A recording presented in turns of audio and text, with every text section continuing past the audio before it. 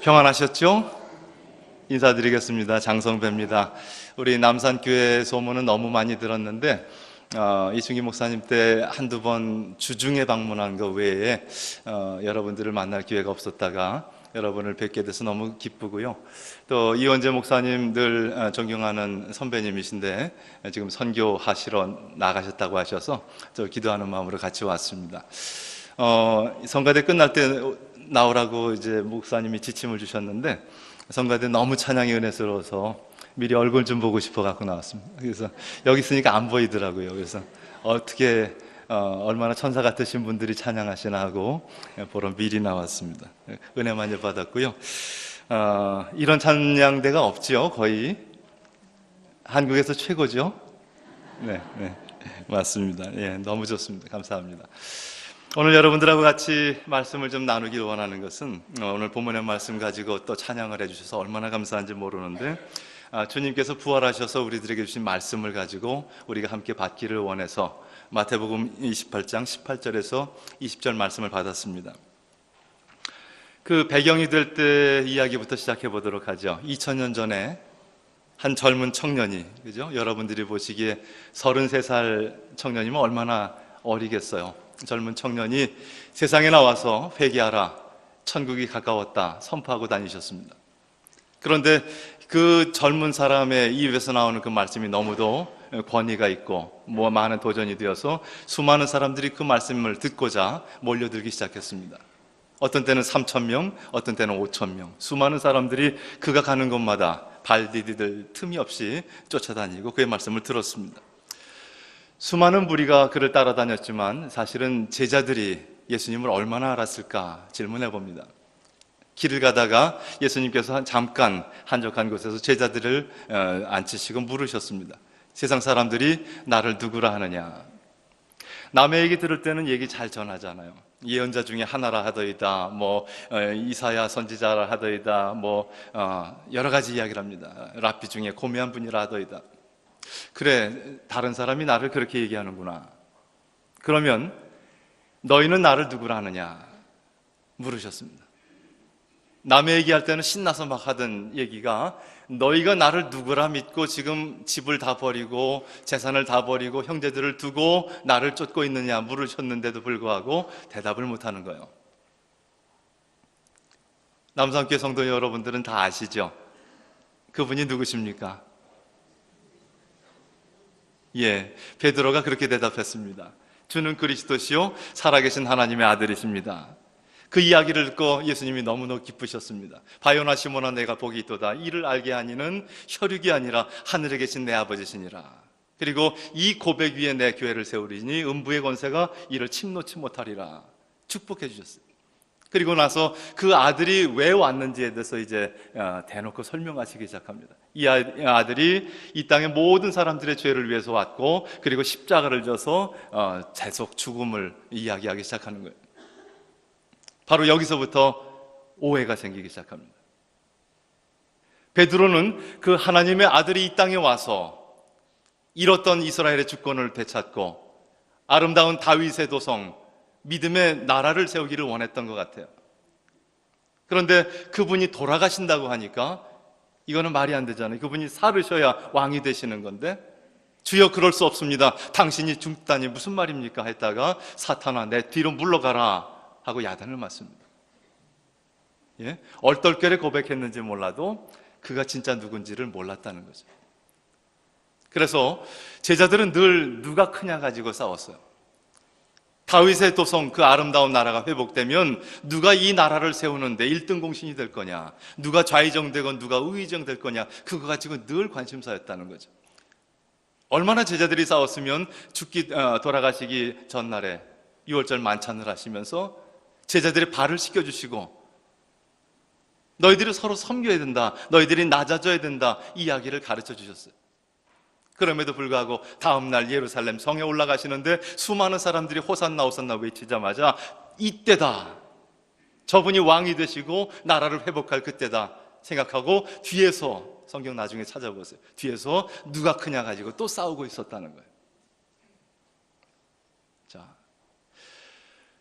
왕이 되실 줄 알았던 그분이 그들의 기대와는 전혀 반대로 주님이 말씀하신 대로 처참하게 잡혀서 채찍질을 맞고 모욕을 받고 뺨을 맞고 수많은 고통을 받고 모욕을 받은 상태에서 십자가에 달려 돌아가셨습니다. 제자들은 엄청난 공포에 휩싸인 거죠.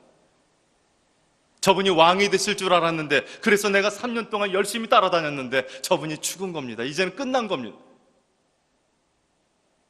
어떻게 해야 될지 몰라서 문을 닫아 걸고 숨어 있었어요.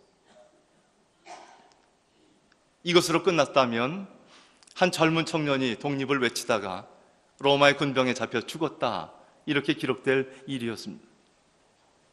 제자들도 일어날 힘이 없었어요. 숨어 있었어요. 그런데 놀랍게도 주님께서 부활하셨다는 겁니다. 제자들이 문을 닫아 걸고 숨어 있는데 그 가운데 서셔서 샬롬, 평안하라, 내가 살아났다 말씀을 하시는 겁니다. 수많은 제자들이 이 부활하신 주님을 바라보고 놀랐고 힘을 얻고 새로운 삶에 대해서 생각을 하게 되었습니다. 그런데 그 자리에 도마가 있지 않았었어요. 제자들이 놀라서 주님이 부활하셨다 얘기를 해주시는데 도마는 내 눈으로 보기 전까지 믿지 못하겠다. 드디어 그 믿지 못하던 도마 앞에도 주님이 살아나셨어요. 나타나셨어요. 그리고 내 손을 만져봐라, 내 옆구리를 만져봐라. 그리고 보지 않고도 믿는 자가 진짜 복된 자다. 살아나신 주님을 바라보고 도마가 그 앞에 무릎을 꿇어서 고백하는데, 초대교회 모든 신앙 고백을 그의 입에 담아서 한 입술로 고백하는 것이 나의 주, 나의 하나님이십니다. 고백하는 거예요. 전에는 예언자 중에 하나일지 모르겠다, 고매한 랍비 중에 하나일지 모르겠다, 왕이 되실 그분일지 모르겠다 이야기했던 그들이 부활하신 주님을 바라보고 나서 한 목소리로 고백하는 것은 나의 하나님이십니다. 삼위일체 하나님을 고백하시는 거예요. 하늘의 하나님께서 이 땅에 구원을 위해서 내려오셨고 진짜 우리 인간이 되셨다가 십자가를 지시고 다시 부활하셔서 영원한 생명의 약속이 되셨다는 것이 믿어졌다는 거예요. 부활하신 주님을 바라보고 나서야 십자가의 의미가 다시 생각나게 되고, 그리고 부활하신 주님이 그들 앞에 서셔서 말씀을 하시는 겁니다. 오늘 본문의 말씀 보니까 하늘과 땅의 모든 권세를 내게 주셨으니 그분이 왕이시라는 겁니다. 이 전 우주의 모든 권한을 가진 그분이 우리 앞에 서셔서, 하나님이 우리 앞에 서셔서 말씀하시는 겁니다. 너희는 가라, 너희는 가라. 이 명령에 빠질 수 있는 그리스도인은 한 명도 없습니다. 빠질 수 있는 분 손 좀 들어보세요. 나는 빠져도 되겠죠. 아니, 우리가 그분을 인간이라고 생각하면 괜찮아요. 그러나 우리 주님, 나의 주인 되신 분, 나의 그리스도, 이렇게 고백하는 순간 그분이 나에게 명령한 것은 절대적으로 유효합니다. 너희는 가라는 거예요. 남산교회 성도 여러분들 가고 계시죠?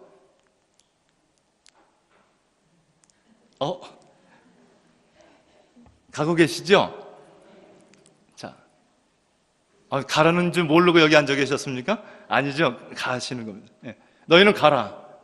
너희는 가서 모든 나라와 민족을 제자로 삼아 아버지와 아들과 성령의 이름으로 세례를 베풀고 내가 너희에게 분부한 모든 것을 가르쳐 지키게 하라. 주님의 명령입니다.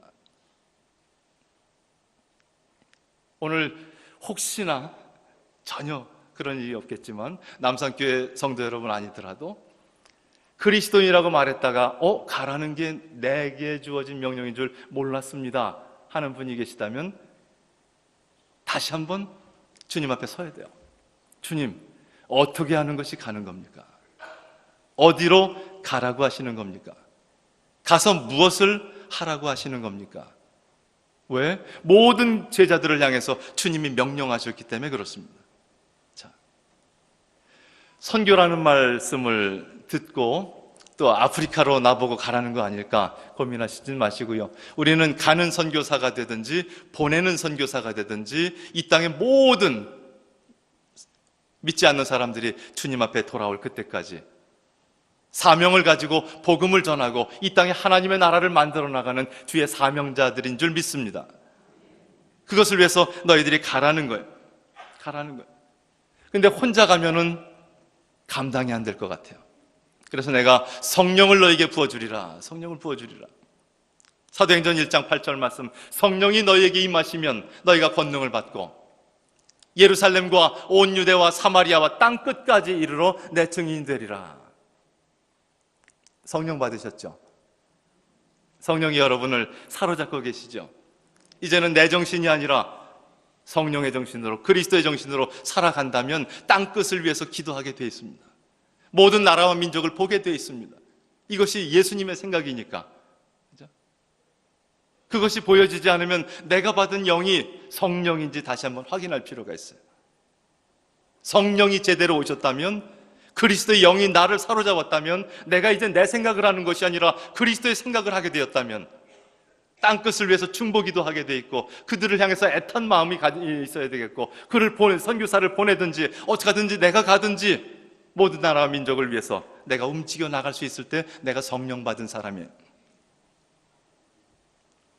2000년 기독교 역사를 보면 수많은 믿음의 선진들이 오늘의 이 본문의 말씀, 너희는 가라 하는 말씀을 왕의 명령으로 받고 땅끝까지 나가서 복음을 전했습니다. 사도행전에 후기를 써나갔다는 거죠. 그리고 드디어 1885년 한국 땅에도 복음이 들어왔습니다. 1885년 4월 5일에 인천 제물포항에 상륙한 아펜젤러가 이 한국 땅에다가 입을 맞추면서 기도했습니다. 우리는 부활절 아침에 이곳에 왔습니다. 그날 사망의 권세를 이기신 주께서 이 백성을 얽어맨 결박을 끊으사 하나님의 자녀로서의 자유와 빛을 주옵소서 기도했습니다. 그 기도문이 양화진에 있는 아펜젤러 묘지에 선명하게 새겨져 있습니다. 지금 그 간구의 내용대로 하나님께서는 이 땅에 복의 복을 폭포수처럼 부어주셨습니다. 많은 사람들이 어렵다고 얘기합니다. 정말 어렵습니다. 그러나 이 모든 어려움 속에서도 조금만 과거로 좀 돌아가 보시죠. 여기 앉아 계신 분들이 생존해 계셨을 때에 경험했던 그 일입니다. 우리가 일제 노예로 있을 때를 생각해 보십시다. 요즘에 여러 가지 문제로 과거사 문제를 이야기하고 있습니다만, 일제하에서 우리는 나라 없는 민족이었습니다. 서러움을 받았습니다. 독립을 했는가 했는데 또 민족 상전의 6.25 전쟁으로 말미암아 전국토가 초토화되었습니다. 그때 우리를 도우러 왔던 유엔 참전국들의 눈에 보면 우리나라는 희망이 없는 나라였습니다. 처참한 나라였습니다. 그리고 나서 가난 속에서 수많은 사람들이 보릿고개를 넘으면서 소나무 껍질을 먹고 나무들의 뿌리를 캐먹고 그렇게 살았다고 합니다. 여기 계신 분들 중에 아마 그 시대를 경험했던 그런 분들도 계실 줄 압니다. 이런 나라였습니다. 60년대 경제개발 5개년 계획을 하면서 그랬답니다. 필리핀처럼 잘 살아봤으면 좋겠다. 필리핀에는 쌀이 넘쳐난다는데 우리는 배고파서 죽겠는데. 제가 학교 다닐 때 늘 노래 불렀던 것이 새마을운동입니다. 잘 살아보세, 잘 살아보세, 우리도 한번 잘 살아보세. 얼마나 못 살았으면 우리도 한번 잘 살아보자고 그렇게 외치면서 새벽정이 울렸네, 새아침이 밝았네, 너도 나도 일어나 새마을을 가꾸세, 그 노래 부르고 일어났지 않습니까? 얼마나 못 살았습니까? 그런 일이 있은 지 불과 한 세대가 지난 지금 대한민국은 반만년 역사상 가장 찬란한 시대를 보내고 있습니다. 고구려 광개토왕 시대도 이렇지 못했을 겁니다. 세종대왕 시절에도 이렇지 못했을 겁니다. 1인당 국민소득이 2만 불 이상, 그리고 5천만 명 이상의 인구 규모를 가진 나라가 전 세계에 몇 개나 되겠습니까? 저도 그거 보고 놀랐습니다. 미국, 일본, 영국, 독일, 프랑스, 이탈리아, 그리고 대한민국입니다. 192개국 중에 우리나라가 7번째로 중요한 나라라는 거예요. 물론 저희보다 GNP가 높은 나라들도 많겠지만, 그러나 인구 규모를 다 보고 따지고 보면 7번째로 중요하다는 이야기입니다. 경제 규모가 작년 대비 세계 11위입니다. 192개국 중에 11위입니다. 1인당 국민소득이 28,000불입니다. 필리핀 나라처럼 잘 살아봤으면 좋겠다 얘기했던 때가 있었는데 1974년에 필리핀과 국민소득이 같아졌습니다. 그리고 지금은 11배를 잘 산다고 합니다. 한 세대 안에 민주화를 이룬 나라도 대한민국밖에 없습니다. 민주화의 선진국인 이 유럽과 미국조차도 이 민주화를 이루기 위해서 200년이 걸렸습니다. 피를 먹고 자랐습니다. 그러나 우리는 한 세대 만에 민주화를 만들었습니다.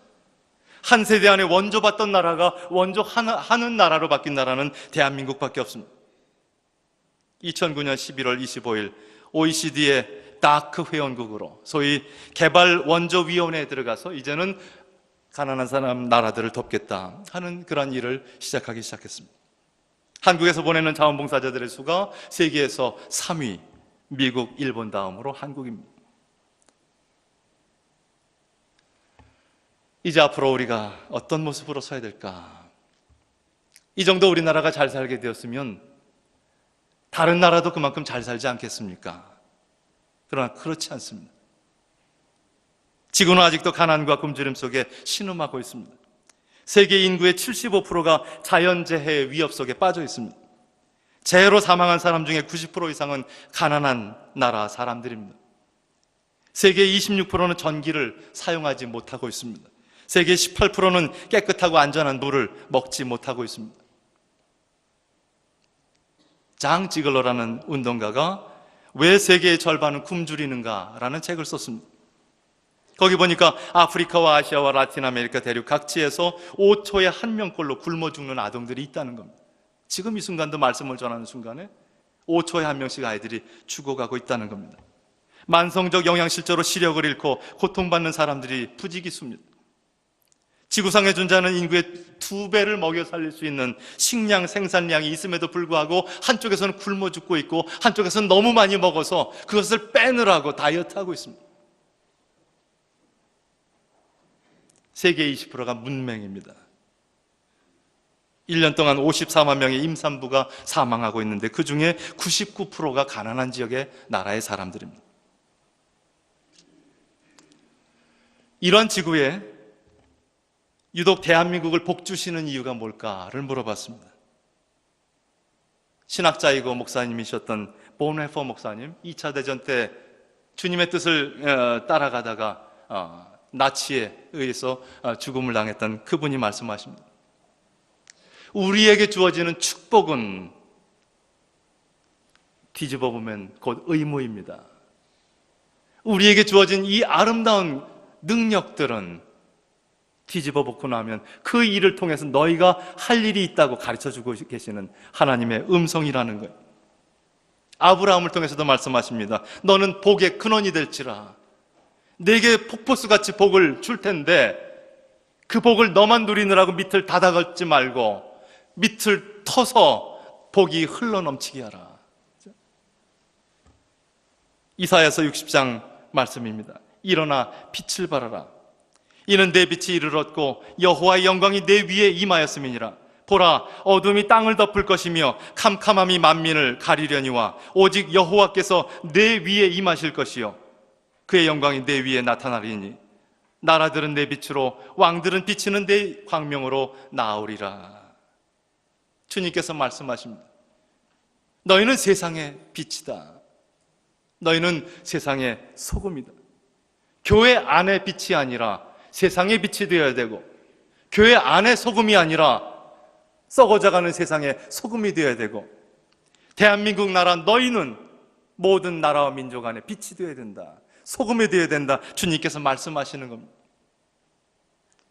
그 관점에서 다시 오늘의 본문의 말씀을 봤습니다. 너희는 가라. 이 대한민국 안에 그냥 앉아있고 너희들의 복을 누리기만 하고 있지 말고 이제는 일어나라. 빛을 발하라. 세상의 소금이 되어라. 빛이 되어라. 그리고 너희는 가라. 모든 나라와 민족을 제자로 삼아라. 아버지와 아들과 성령의 이름으로 세례를 베풀어라. 내가 너에게 분부한 모든 것을 가르쳐 지키게 하라. 정말 두렵고 떨리는 모습으로 사명을 감당해야 됩니다. 이 말이 괜한 말이 아닌 것은 하나님께서 이 땅에 사회를 바꾸시고 경제를 일으키신 것뿐만 아니라 교회의 성장을 같이 주셨다는 거예요. 이 세 가지가 같이 갈 때 선교적 사명을 감당하는 나라가 됩니다. 아프리카도 저희가 가보지만 케냐 같은 나라는 70% 이상이 기독교인입니다. 그러나 가난하기 때문에 선교사를 보낼 여력이 없는 겁니다. 그런데 경제가 같이 들어가고 교회 성장이 가고 그리고 나라가 개방돼서 자유롭게 선교사들이 나갈 수 있게 되는 나라가 대한민국 하나밖에 없다는 거예요. 중국도 경제가 성장했습니다. 교회가 성장했습니다. 그러나 아직도 마음껏 선교사를 보낼 수 있을 만큼 나라가 개방되지 못했어요. 그 나라가 개방되는 순간 우리보다 훨씬 더 힘있는 선교를 하게 될 줄 믿습니다. 그래서 우리는 이 중국 선교를 놓고도 우리는 불쏘시개다. 우리가 중국 교회를 일으켜 세우고 준비하고 있을 때에 그 나라가 열리면 화교들과 함께 퍼져나가는 그 힘은 엄청날 거예요. 지금까지는 어쨌든 우리입니다. 하나님께서 130여 년 이 짧은 기독교 역사 속에서, 아니 70년대 후반쯤이면 100년이 채 안 됐을 때입니다. 100년이 채 안 된 그 나라에 하나님께서 교회에 복을 주시니까 세계에서 제일 큰 교회가 한국에 있게 되었습니다. 세계에서 제일 큰 감리교회가 한국에 있게 되었고, 세계에서 제일 큰 장로교회, 세계에서 제일 큰 침례교회가 한국에 있게 되는 겁니다. 100년이 채 안 된 기독교 역사 속에서 전 세계가 놀랐습니다. 도대체 한국에 무슨 일이 일어난 거냐? 그리고 80년대부터 성령께서 나가라는 음성을 주셨습니다. 그리고 선교사들을 내보내기 시작했는데, 장로교가 아마 1980년대 초부터 나갔고요, 감리교가 1980년대 후반부터 나갔습니다. 그분들이 이제 30년 차 후반부, 20년 차 후반부 이렇게 되시는 선교사님들이죠. 이 대한민국에서 보내는 선교사님들이 전 세계 2만 7천 명쯤 나가 있습니다. 이것은 미국 다음으로 많이 보내는 숫자죠. 우리를 선교했던 기독교 국가들이 다 어디 갔습니까? 하나님께서 이 나라를 복주시고 선교의 열정을 부어주시자 선교사들을 보내기 시작했는데, 미국 다음으로 선교사를 많이 보내는 나라, 아니 국민 단위당 보면 세계에서 제일 선교사를 많이 보내는 나라가 대한민국이 됐습니다. 우리 기독교 대한감리회가 1100명을 보내고 있습니다. 우리를 선교했던 미연합감리교회가 지금 300명 보내고 있습니다. 놀라운 일이죠. 물론 그 안에도 많은 문제가 있습니다. 빠른 성장에는 부족한 면도 많이 보입니다. 그러나 같은 조건에서 문제를 들춰내는 사람이 있는가 하면 긍정적인 면을 보고 그 일을 감당하는 사람이 있습니다. 기회를 주었는데 그 기회를 향해서 나오는 사람이 있는가 하면 기회가 힘들어서 회피하는 사람이 있다는 겁니다. 주님께서 빛으로 오셨는데 그 빛을 기다렸다는 듯이 그 앞으로 나오는 사람이 있고, 어둠이 좋아서 어둠 속으로 숨는 사람이 있다 그랬습니다. 똑같은 달란트가 주어졌는데 어떤 사람은 2배를 남기는가 하면 어떤 사람은 땅에 묻어두는 사람이 있다는 겁니다.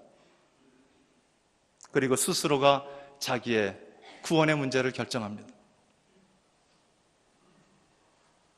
빛으로 나오는 사람은 살 것이고 어둠으로 숨는 사람은 죽을 것입니다. 달란트를 2배를 남기는 사람은 잘했다, 착하고 충성된 종아, 칭찬을 받을 것이지만, 그 달란트를 땅에 묻어두는 사람은 악하고 게으른 종아, 저주를 받을 것입니다. 우리의 사명은 모든 나라와 민족을 제자로 삼아 아버지와 아들과 성령의 이름으로 세례를 베풀고 주님의 나라를 그곳에 이루는 그 사명입니다. 잘 감당하실 줄 믿습니다. 아멘. 자, 그렇게 가시는 분에게 오늘 본문의 마지막 말씀, 볼지어다 세상 끝날까지 내가 너희와 항상 함께 있으리라. 주님과 함께 하고 계십니까? 주님이 어디 계십니까? 계곡에 잃은 양 한 마리를 찾아서 세상에서 양들을 구원하기 위해 헤매고 계십니다. 99마리를 이 교회 안에 두시고 한 마리를 찾아서 지금 세상에 나가 계십니다.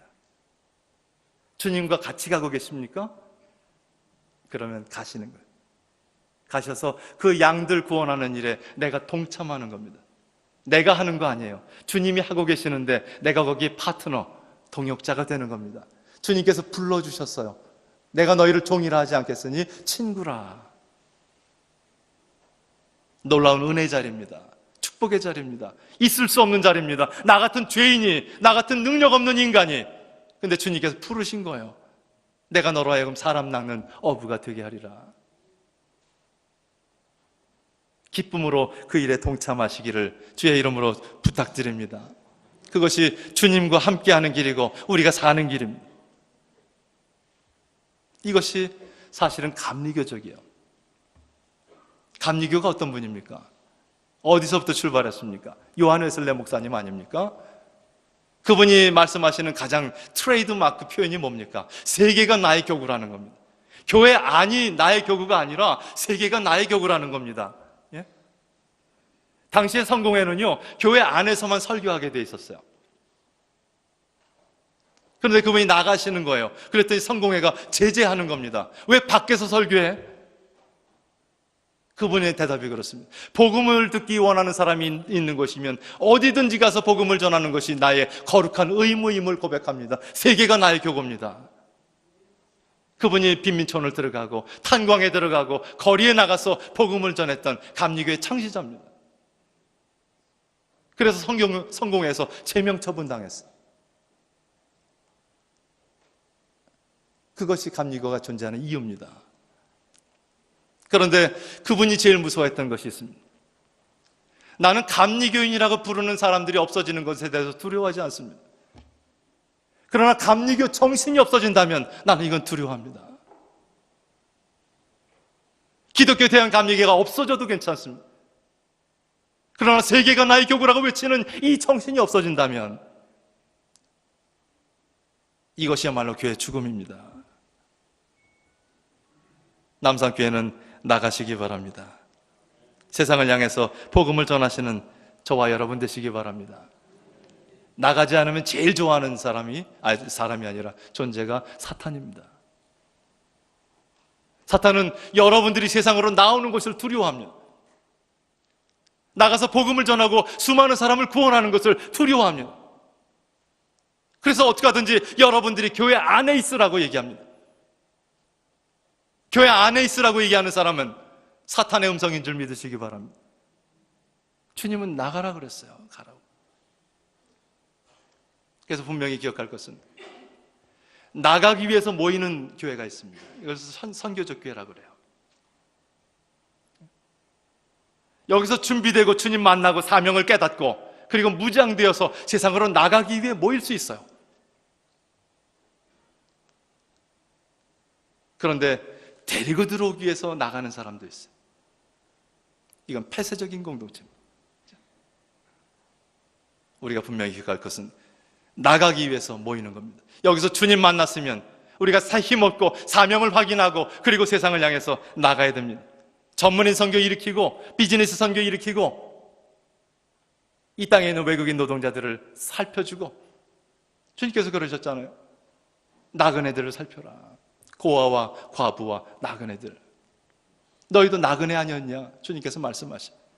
사실 우리도 나그네 아니었습니까? 일제시대 때 노예 아니었습니까? 돈 벌기 위해서 독일로 간호사로 가고 광부로 가고 그러지 않았습니까? 불법 체류자 되지 않았습니까? 미국으로 몰래 숨어 들어가지 않았습니까? 우리도 그랬습니다.